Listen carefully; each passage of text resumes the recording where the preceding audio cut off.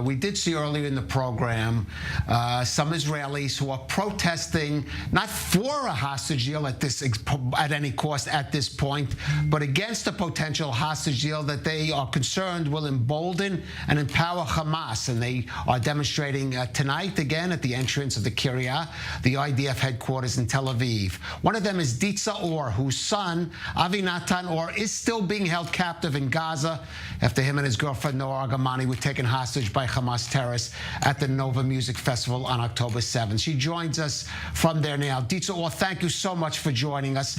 Look, we featured so much on this program, hostage families, even like as of last night, some who have said at any price, it must be done now. There's sacrifice to make. You're in that same situation, loved family member in Gaza. What is your perspective on the situation? Shalom. We are here to back the army and to give strength to the government and to the army to do the job and to get the hostages back, because we believe the only way to bring them home and to get them free is by using force, whether it's army force or international diplomatic force or financial fighting against terrorists, against Hamas, which is ISIS, all over the world. Well, I'm sure, like you said, all of the hostage families and certainly most of Israel share the desire to see Hamas's control of Gaza completely eliminated. How do you answer, though, those people say, okay, we take your point, but the time with the hostages of the essence. If we stop the fighting now to some degree, we could always catch up later with the leadership of Hamas and Yahya Sinwar. That time will ultimately prove on Israel's side. How do you answer those people, Ditza? There is no partner for such a deal. The other side, which means the Hamas, will never sign such an agreement and will never let the hostages go if the only benefit they get is just stopping the fight, the fighting. Their demands are much, much higher, with international guarantees, with a deal that is being held in stages. They plan to release the hostages, a few every time, every few months, every few years. It's a plan that will take, God forbid, many, many years. And we do not agree to such a plan, which means for us to stay hostages for endless time. It's terrible for us. Right. Ditza, there are certainly members of the government who openly agree with your position and have said so. There may be others that maybe agree and maybe spoke to you about it but haven't come out publicly, because we do know the power of the, say, lobby of the general hostages families. We've seen deals. We saw that work in the Gilad Shalit deal. We certainly see, like, the demonstrations yesterday. What about in your interactions with government officials? Are there some that say, we agree with you, but we're not going to speak out that way now because of the, the sensitivity to the hostage families or the general atmosphere right now? I think the government officials do speak like us. That's the official line or the official way the government deals with this crisis.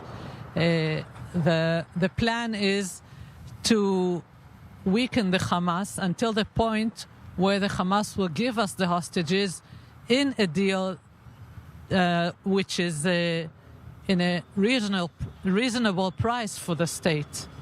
So that's what the heads of the state say all the time. That's where we are heading to.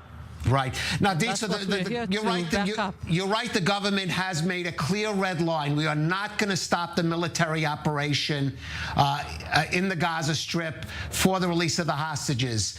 But in terms of setting free Palestinian prisoners, there hasn't been a real red line necessarily set there. That could be a very costly price to pay. Is that something you feel? What's your feeling on that in terms of how far Israel should go in terms of freeing Palestinian prisoners with blood on their hands?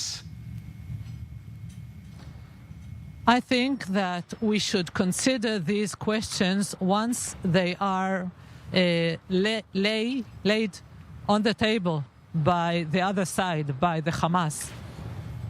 As long as they're just hypothetical questions, there's no reason why we should discuss them and have an opinion about them, because that only serves the aims and the goals of the enemy.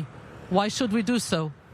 Let them put an offer on the table, and then we'll discuss the price they demand. Right. Last question. You know, we're an international news channel. What's your message to the international community this evening? People who may be watching this channel abroad.